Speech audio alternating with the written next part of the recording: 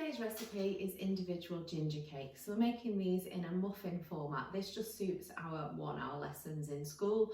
Obviously, you can use exactly the same quantities, just extend the time that it's in the oven if you want to do a ginger cake in like a loaf tin. So that's an option for you. What we're looking at today is raising agents. So we've looked at yeast with bread making, we've looked at air, we made a Swiss roll, and today we're looking at bicarbonate of soda to make the ginger cakes. Bicarbonate of soda is a chemical raising agent. So what it needs is an acid to complement it for it to start to create a foam which produces carbon dioxide. So when we're using our bicarbonate of soda, the acid that we're using is milk because this is an alkali. So the alkali and the acid together have a chemical reaction and they produce the carbon dioxide that helps to raise the cake. Problem with carbon dioxide, if you use too much, it actually leaves a bitter taste. So you often will have a cake or a scone and you'll have an underlying bitterness to it. It can also change the colour, make it have a bit of a green tinge sometimes if you use too much. So it is very, very important to use the correct quantities when you're using bicarbonate of soda. So first thing that we're going to do today is we're going to add into the pan some butter to melt slowly with the golden syrup. So scrape the golden syrup out like so. If you're doing it with spoonfuls, a little tip is to put flour on the spoon first. If you just put a little layer of flour, it means that it will just fall off. It creates a barrier so that the very, very sticky golden syrup doesn't stick to the spoon. So that will now start to melt. Whilst that's melting, we're going to preheat the oven to gas mark 3 or 170 degrees. And I'm going to then do the muffin tin.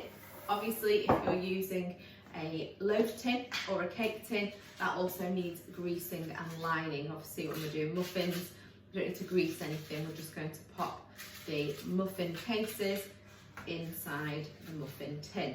So this should make approximately 12, maybe slightly more. Popping them into here all the way along, and then this can be set aside, ready to put the ginger cake batter in later. So that can just sit to one side. And then what we're doing, whilst this is melting in the background, I'm going to add the dry ingredients into here. So you've got plain flour that we're going to pop in, and we've got a little bit of self-raising flour. So that's got a little bit of its own raising agent in as well, just to help with the process. Once that's gone into there, I'm going to add in the baking soda, and you need to be accurate with this, so it is 1 teaspoon. So don't do a heaped teaspoon, make sure that it is a flat spoonful of baking powder, okay, bicarb of soda. So add that into there. And then I'm going to add in the spices. So with the ginger, obviously that's the main flavour. It's 2 heaped spoonfuls of ginger. And then mixed spice obviously just adds a little bit of an authentic flavour to it. It's just half a teaspoon of the mixed spice. So just want to make sure that you're only getting half a teaspoon. Into there. So that is the dry ingredients done. In here we have got the wet ingredients near enough melted. So what we can do now is measure out the milk. So the milk is 125 millilitres, and again remember that's the acid. So the milk, it can be buttermilk, sometimes there's lemon juice used, sometimes there is yogurt used. They are all acids, and they work with the alkali in the baking soda or bicarb of soda to allow that chemical reaction to happen. So that is measured out. We're going to add in the egg into here and just beat that slightly so that mixture is ready together. Teaspoon just to do that.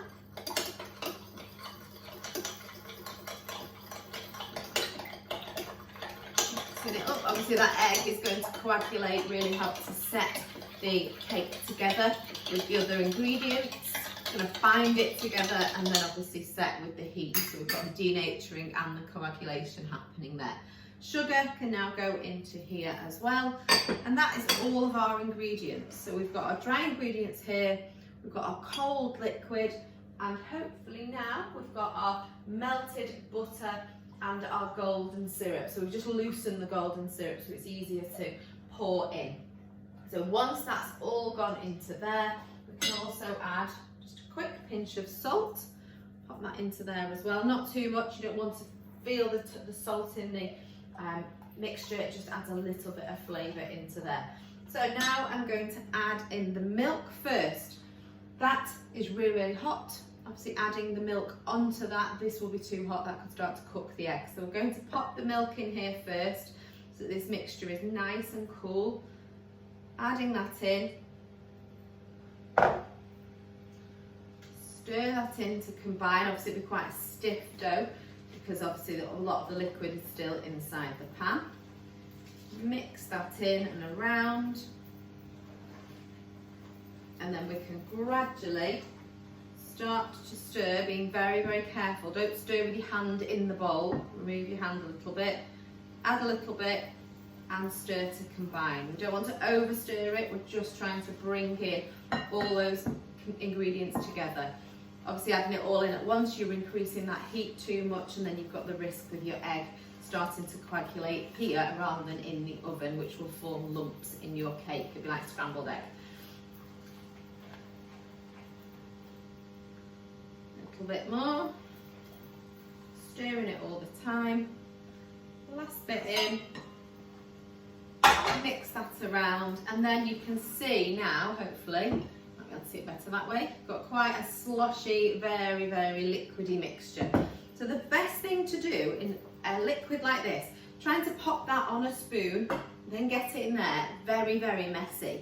The best thing to do, if you've not got a jug, obviously you can use a ladle instead, but if you pour it into a jug, you can then use the jug's purpose and pour them directly into each of the muffin cases. Now, bearing in mind we are looking at raising agents today, we do want to make sure that there is room for this to actually rise. So you don't want to overfill the muffin cases. What we want to do is pour them in probably about 2/3 of the way up in each one, and then move on to the next one. You don't want to put any more than that in it because you need to leave the room for it to rise. So we pop them all in. I'll continue doing this and I'll show you when they're finished, and we'll put them into the oven. They take about 20 to 25 minutes.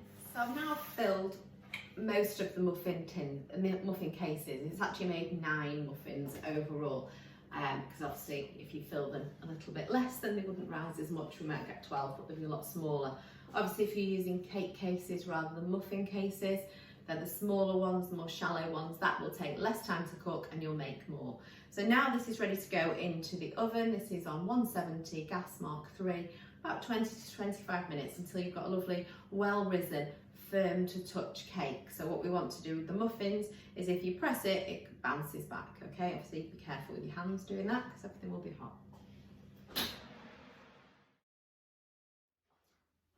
The muffin's now ready to come out, so I've got cooling rack ready. I'm going to remove them safely with my oven gloves, and you can see a golden brown, well risen, not too much. These now will just be popped very, very carefully, so you can leave them to cool for a few minutes in here just so that you don't burn your finger or on the tray, and then you're just going to pop them out onto a cooling rack so that we've got that air circulation through, and you will have a well risen, lovely ginger cake there, demonstrating the use of chemical raising agents in